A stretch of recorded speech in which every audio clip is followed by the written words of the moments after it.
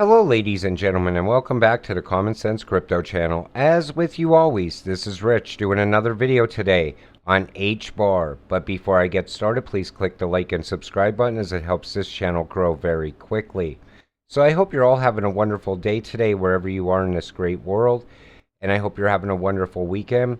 We're going to talk about HBAR. I'm going to start with this. So top crypto exchange Coinbase adds decentralized public network altcoin to its listing roadmap. And we see here, they're going Ethereum rival and smart contract platform Hedera HBAR, which is tailored for security and regulatory compliance, could potentially start trading on the exchange. If they list HBAR on Coinbase, the price is going to move up. Now, I'm not going to say it's going to skyrocket, but it will move up, in my opinion. Now, here's the thing, though. Right now, the market doesn't look good. A lot of people are predicting it's going to get much worse. When I make videos on HBAR or any of these utility coins, I want to keep you optimistic. I don't want you to sell or get frustrated. I want you to remember the reason why you bought HBAR. I want you to continue holding it. So when the price does finally start spiking up, you make money. You become rich off of it. So let's continue. Bitcoin is junk. Ethereum is junk. I'm sick and tired of these two projects being the focal point of crypto. There are many other projects way better than these two. And that's the thing. At some point, if we go on a full-blown utility run, I believe that the prices of altcoins can skyrocket. Maybe Bitcoin never moves again. Who knows? Because utility is everything now. People all over Twitter are starting to understand utility and use case. They're starting to invest much smarter today than they ever invested before. They're starting to understand that in crypto, you want to hold the crypto that has been growing the most. Then we see this. Legion keep growing. In under a year, 50,000 plus HBARbarians have decided to follow us on our journey to accelerate the Hedera ecosystem. So they have over 50,000 plus followers. That's over 50,000 people that know what HBAR is. We're excited to announce that OpenZeppelin, a recognized leader in Web3 security and auditing, has integrated its Defender and contract services, enabling ANZ, Australia's second largest bank, to secure its stablecoin on the Hedera network. Very big news. This also points out that HBAR will be ISO compliant. They're not going to allow HBAR to work with stablecoins, things like that, banks, if it's not going to be part of ISO. OpenZeppelin's industry-leading security and auditing capabilities enable the acceleration of development, deployment, and technical operations of Solidity smart contracts on Hedera. As an immediate result of this, ANZ Bank can further test its stablecoin on the low-cost, high-throughput, and carbon-negative Hedera network. ANZ will then evaluate using the OpenZeppelin contracts library for secure token and access control templates for the future use cases. And that's all the FUD right now, is that it's not ISO. I've seen so many people say HBAR is not ISO. In my opinion, the day that partnership happened with IBM, that's when Hedera became ISO compliant. They're going to be part of the new financial system. People will still try to fudge you on it, and I don't understand why. Stablecoins provide the base value upon which crypto can be used in lending, borrowing, derivatives, and more. SaucerSwap Labs is bootstrapping stablecoin liquidity on Hedera to make these activities possible. Due to popular demand, we will be incentivizing a yield farm for a Sauce stablecoin pair. I always said it right from day one that SaucerSwap was going to be one of the biggest things to come to Hedera. It's going to continue to grow and add value to it. It's going to the growth possibilities are endless. Hedera HBAR, the only crypto with leaderless ABFT, most secured Web 3.0, EVM, smart contracts 2.0, Smart nodes solve scaling, interoperability, speed under 4 seconds with finality, USD fixed fees under a penny, real world utility, carbon negative, hello future.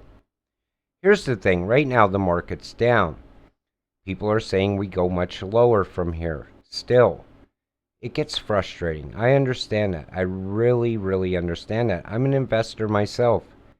I get sick of the sideways and downward movement. You gotta stay optimistic.